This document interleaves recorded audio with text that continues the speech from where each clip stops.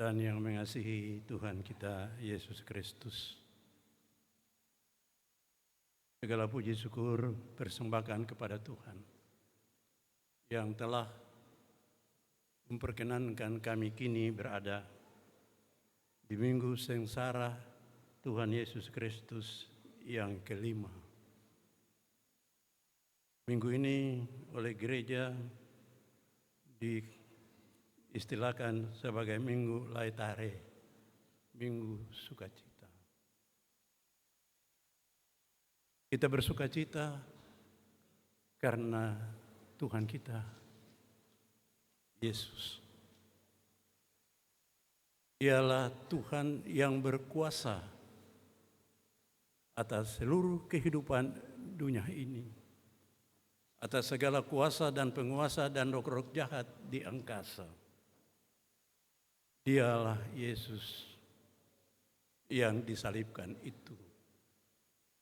Saudara-saudara yang kekasih dalam Tuhan Yesus Kristus, hari ini Gereja Protestan Maluku mengangkat bacaan firman dari Habakuk 3 ayat 1 sampai 19. Doa Habakuk ya, di tengah-tengah tantangan kehidupan yang mendatangkan penderitaan, kesengsaraan, yang bisa menimbulkan keraguan-keraguan dan kesangsian. Tetapi di tengah-tengah tantangan, penderitaan, godaan dan cobaan itulah Gereja Protestan Maluku lewat tema bulanan Gereja Teguh memiliki daya tahan. Walaupun banyak tantangan, banyak hambatan, banyak godaan dan cobaan, tapi kalau gereja teguh berdiri di atas dasar imannya yang benar, maka ia mampu memiliki daya tahan terhadap semua godaan, cobaan, tantangan itu. Tema mingguan hari ini, bertahan dan bersukacitalah dalam derita. Akankah sanggup saudara, beta, ketun semua bertahan dalam godaan, cobaan, tantangan, dalam penderitaan, dan bersukacita sebagai orang-orang yang percaya pada Yesus Kristus? Habakuk sebagai contoh dari kehidupan orang yang bertahan dalam tantangan, dalam derita. Habakuk memiliki daya tahan yang memang sangat luar biasa. Sebab Habakuk merenung ulang dan belajar dari pengalaman hidup.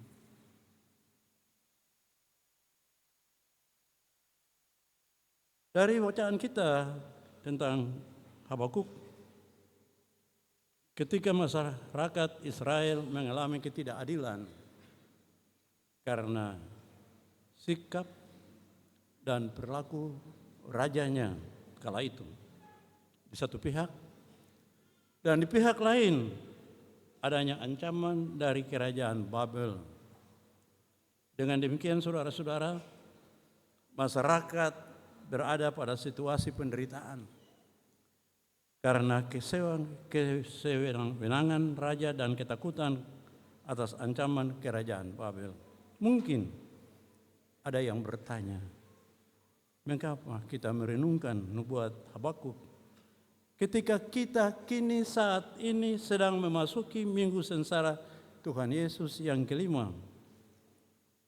Saudara-saudara jemaat, jujur, kalau kita belajar dari Habakuk, maka kita akan mau dan mampu mengerti bagaimana respons iman orang percaya ketika menderita, tetapi tidak kehilangan iman dan pengharapannya kepada Tuhan yang telah memilih kita dan menjadikan kita umatnya.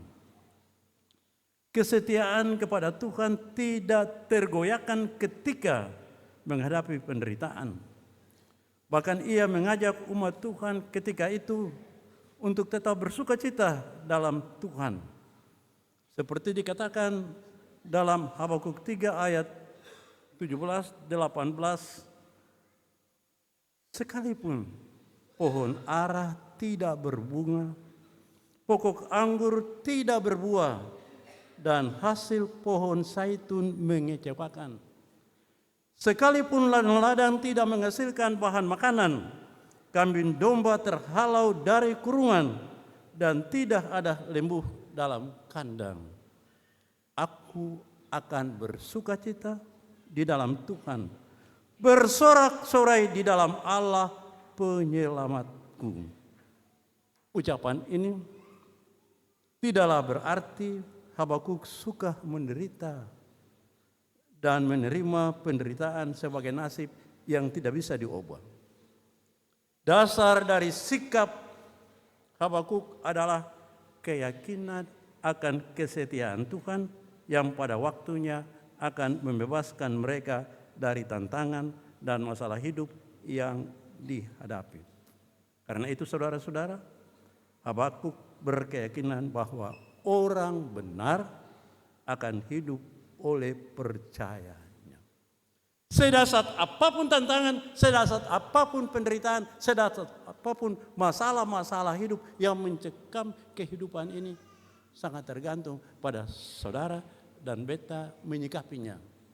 Adakah kita menyikapinya dalam iman kepada Dia Tuhan yang berkuasa atas langit, bumi, atas segala penguasa, atas segala sesuatu. Di atas landasan iman yang kokoh kuat itulah juga Bapak Ibu dan saudara-saudara, Habakuk bergumul dengan penderitaan Israel.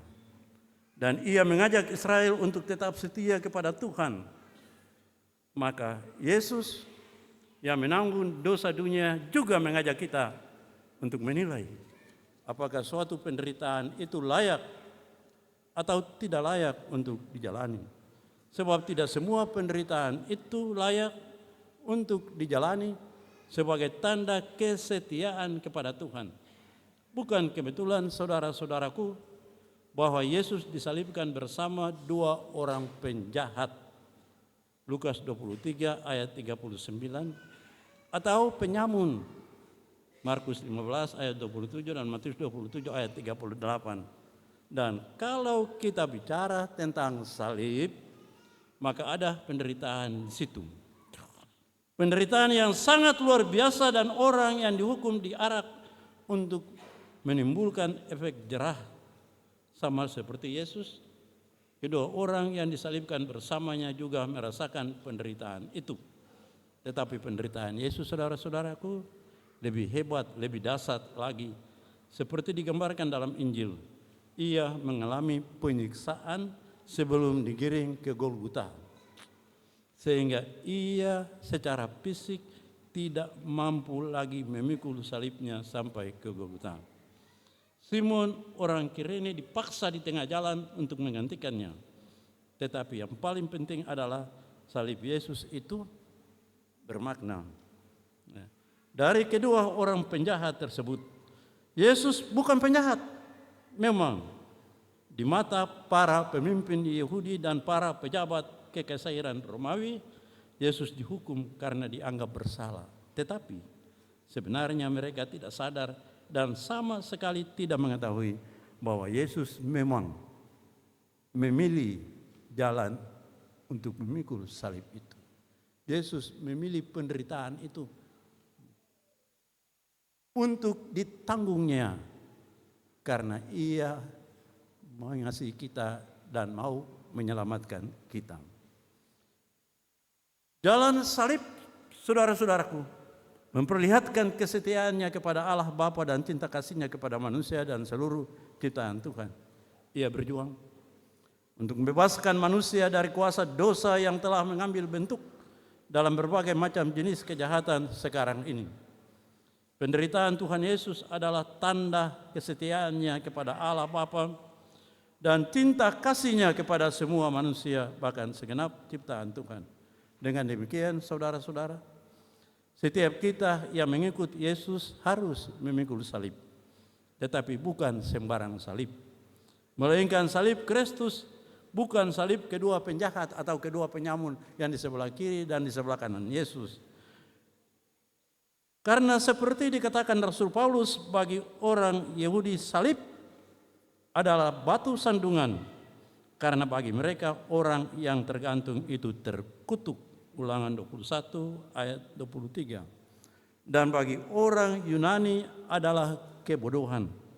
Tetapi bagi setiap orang yang percaya, salib Kristus adalah kekuatan dan hikmat Allah yang menyelamatkan, yang membebaskan, yang mengubah kematian menjadi kehidupan dan mendamaikan segala sesuatu. Beta tahu, saudara dan beta ada di pihak mana tentang salib ini. Kita menerima salib sebagai kebodohankah atau sebagai suatu kutukankah?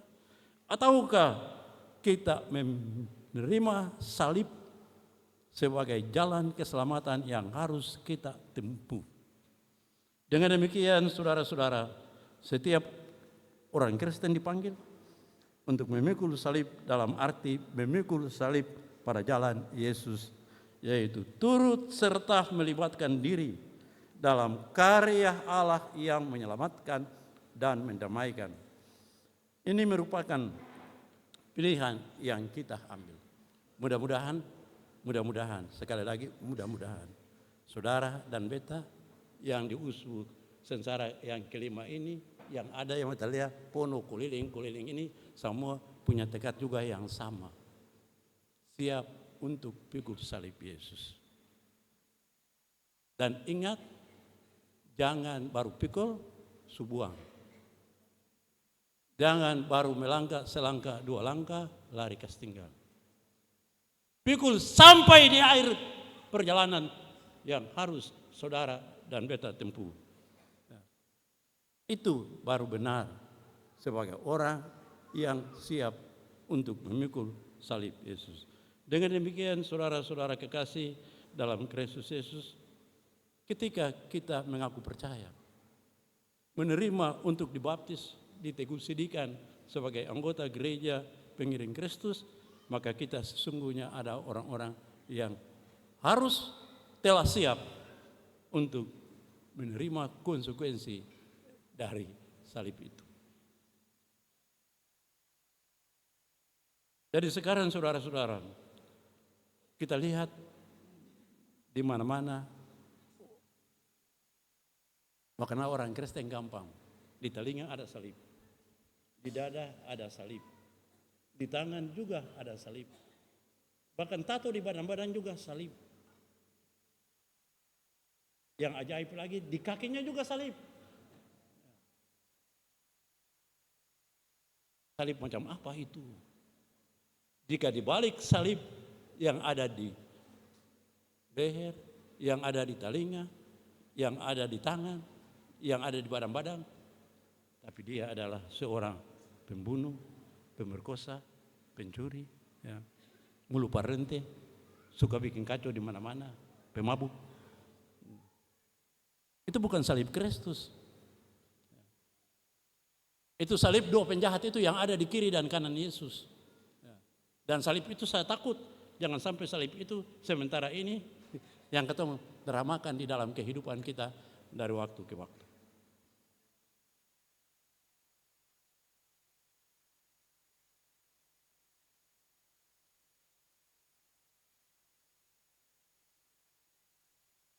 Jikalau benar-benar kita mencintai Yesus dan kita memakai salib sebagai tanda bahwa kita adalah orang Kristen pengikut Yesus, lakukanlah kebaikan, hidup dalam kebenaran, nyatakan cinta kasih, solidaritas dengan semua orang, tanpa membedakan orang karena pangkatnya, karena jabatannya, karena kedudukannya, karena harta dan kekayaannya.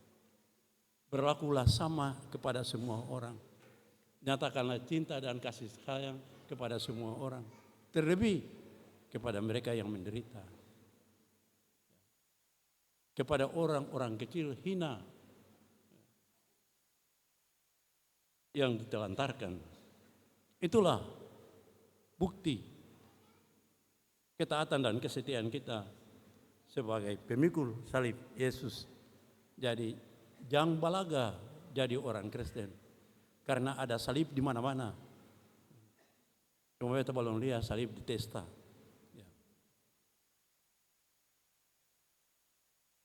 Bapak, Ibu, dan saudara-saudara yang kekasih dalam Tuhan kita Yesus Kristus.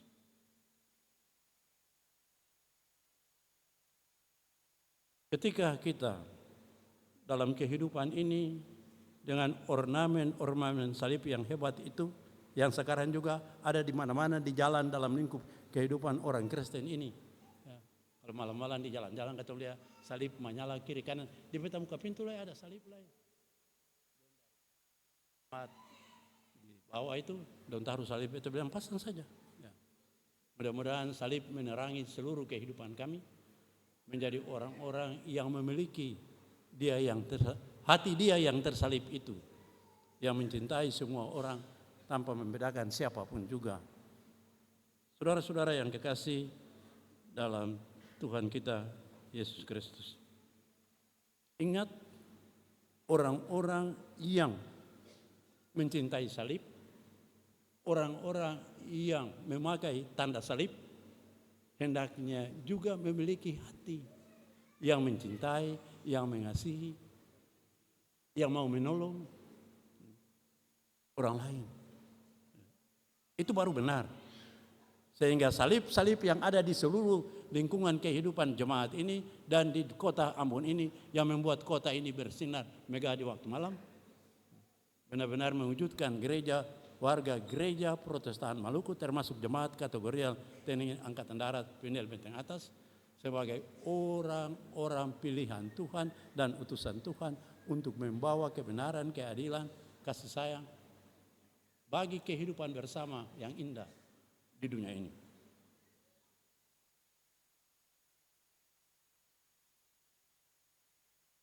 Menjadi orang Kristen haruslah menjadi orang-orang yang karena salib Yesus itu dapat dipercaya. Dengan demikian kita harus dapat mengubah persepsi dan pandangan masyarakat tentang kita. Bapak, Ibu, saudara-saudara, ada pandangan orang-orang tertentu dan kelompok tertentu yang mengatakan begini, orang Kristen itu gampang ditangani. Asal kasih uang saja, dong sudah dapat dipengaruhi. Atau janji kedudukan dan jabatan orang Kristen sudah dapat dipengaruhi. Bahkan bisa diadu satu dengan yang lain. Fakta itu ada di kota ini, di tempat di mana katong hidup, gereja Tuhan ini ada. Menghayati penderitaan Kristus bagi keselamatan banyak orang harus dapat membaharui kita sehingga dapat mengubah persepsi tersebut. Mampukah kita, saudara dan beta, khususnya sebagai TNI, sebagai Polri, ya, sebagai pegawai negeri sipil di lingkungan jajaran tanggung jawab tugas masing-masing, mampu untuk nyatakan bahwa, hey, kita bukan orang Kristen yang gampang dibeli. Bukan kita orang Kristen yang murah seperti itu. Kita tidak akan mungkin menukar balikan iman kita hanya karena pangkat, jabatan, kedudukan, harta, dan kekayaan. Sekali lagi, orang-orang Kristen dipanggil untuk memikul salib Kristus, bukan salib penjahat dan salib penyamun. Menjadi orang Kristen berarti menjadi orang-orang yang bermartabat, yang punya prinsip dan harga diri, punya integritas diri, ya, yaitu apa yang dia katakan itu yang dia lakukan. Begitu juga pendeta, beta yang berdiri di tempat ini, apa yang beta khotbahkan itu yang harus beta lakukan, dan yang beta lakukan itu yang beta khotbahkan. Prinsip ini harus ada dan dijuai, dimiliki oleh setiap warga gereja pengiring Kristus. Orang-orang yang seperti itulah yang kini kita perlukan dalam gereja dan masyarakat, bahkan dalam bangsa dan negara kita sekarang ini, yang mengalami berbagai tantangan yang tidak kecil. Kita harus dapat mendorong segala upaya supaya pemerintah kita menjadi pemerintah yang bersih, yang berwibawa, dan mencintai rakyatnya. Dan kalau saudara berjuang untuk kebaikan orang banyak, dan saudara menderita karena memperjuangkan kebaikan orang banyak, itu yang benar. Maka sesungguhnya saudara sementara memikul salib Kristus. Karena itu, saudara-saudaraku yang kekasih, ya, kita harus tetap mampu bertahan seperti tema bulan ini. Gereja yang teguh artinya gereja yang mampu bertahan.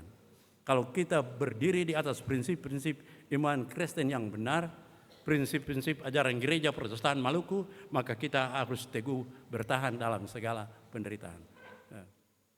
Apalagi penderitaan itu karena kebenaran, karena keadilan, karena kemanusiaan, itu yang harus kita mampu bertahan.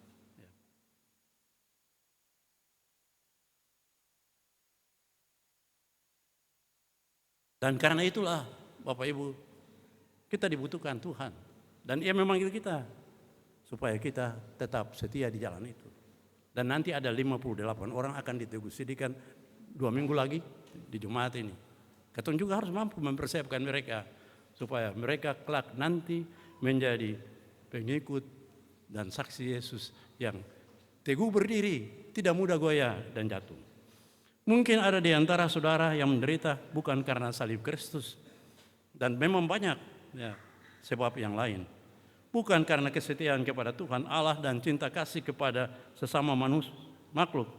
Mungkin karena kelemahan saudara-saudara, karena uang, karena harta, karena ingin merebut kedudukan dan jabatan. Bahkan orang Kristen di kantor-kantor baku siku karena jabatan lain, bikin lain, kas mati. Ini kenyataan, fakta dalam kehidupan ini. Dan tindakan kejahatan lainnya. Jangan putus asa. Penderitaan dan kematian Tuhan Yesus juga untuk menebus saudara dari belenggu dosa. Karena itu bertobatlah. Bertobatlah, kembalilah kepada Tuhan dan baharuilah dirimu, saudara-saudaraku. Maka saudara akan diterima dan disucikan lagi. Seperti kata Nabi Yesaya, sekalipun dosamu merah seperti kermisi, akan menjadi putih seperti salju. Sekalipun merah seperti kesumbah, akan menjadi putih seperti bulu domba. Jangan sia-siakan pengorbanan Kristus bagimu, saudara-saudaraku. Sambutlah Kristus sekarang. Rasakan cinta kasih-Nya yang menyelamatkan.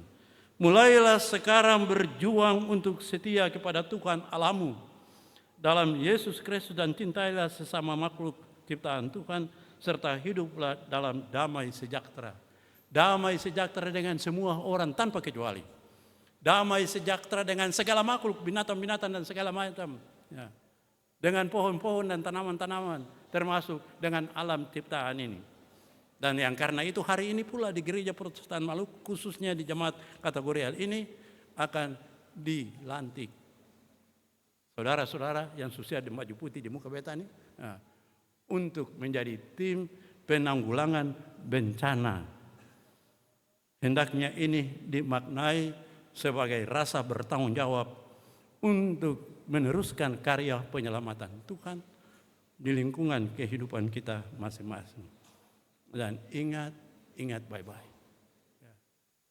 Kita semua juga diminta peduli untuk menyelamatkan lingkungan kehidupan kita dari pengaruh dari bencana alam, tapi jangan lupa bencana sosial yang dahsyat.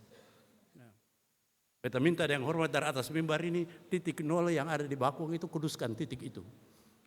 Jangan titik itu menjadi titik perjumpaan orang-orang minum mabuk dan merancang kejahatan. Kuduskanlah lingkungan kehidupan ini menjadi lingkungan yang kudus, yang disukai Tuhan, supaya berkat melimpah Tuhan kasih, berkat pono-pono per kehidupan jemaat ini. Karena di sini ini ada orang-orang yang mengkuduskan hatinya untuk Tuhan. Pendetanya kuduskan hati per Tuhan, majalisnya kuduskan hati per Tuhan, pengurus wadah-wadah, pengurus unit mengkuduskan hati per Tuhan. Semua laki-laki, perempuan, tua, muda, kecil, besar, tanpa kecuali. Kita semua harus kuduskan hati per Tuhan. Itu baru benar. Kita menyambut Paskah Kristus tahun 2025. Kalau tidak, sia-sia. Sia-sia dengan segala ornamen ini. yang kita tunjukkan menyambut Paskah Kristus tahun 2025. Saya bangun pagi-pagi, jam pagi dengan sorak-sorak kemenangan sebagai orang-orang yang menyambut Paskah Kristus. Tetapi yang tetap hidup di dalam kegelapan. Tuhan mengharapkan kita bangkit untuk menyatakan keadilan, kebenaran, untuk menghadirkan perjuangan kemanusiaan, termasuk bencana alam, memang benar. Tapi bencana sosial yang dasar itu, narkoba, seks bebas, perilaku seks yang menyimpang, dan banyak hal lagi. Mulu parlente, tipu kiri kanan, pancuri. Itu yang ada di lingkungan ketumpung kehidupan ini juga yang harus katong gumuli dan katong harus berjuang untuk menyelamatkannya. Kiranya Roh Kudus Tuhan berikan kepada kita untuk menggugah hati dan pikiran kita supaya kita menjadi anak-anak Tuhan untuk memberantas segala hal yang harus kita berantas sebagai pertanda bahwa kita siap menyambut apapun juga termasuk penderitaan. Kalau hidup benar di dalam Tuhan tidak perlu ragu dan takut tentang penderitaan. Sebab Tuhan yang memimpin gereja Protestan Maluku, Tuhan yang memimpin kita di masa kerusuhan 1999 sampai 2000 berapa itu, Tuhan yang sama juga telah memimpin orang tua nenek moyang kita sejak Injil masuk di Maluku sampai oras ini. Tuhan itu tetap akan melangkah bersama kita asalkan hidupmu, hidupku, hidup kita semua seperti yang Tuhan kehendaki. Amin. Amin.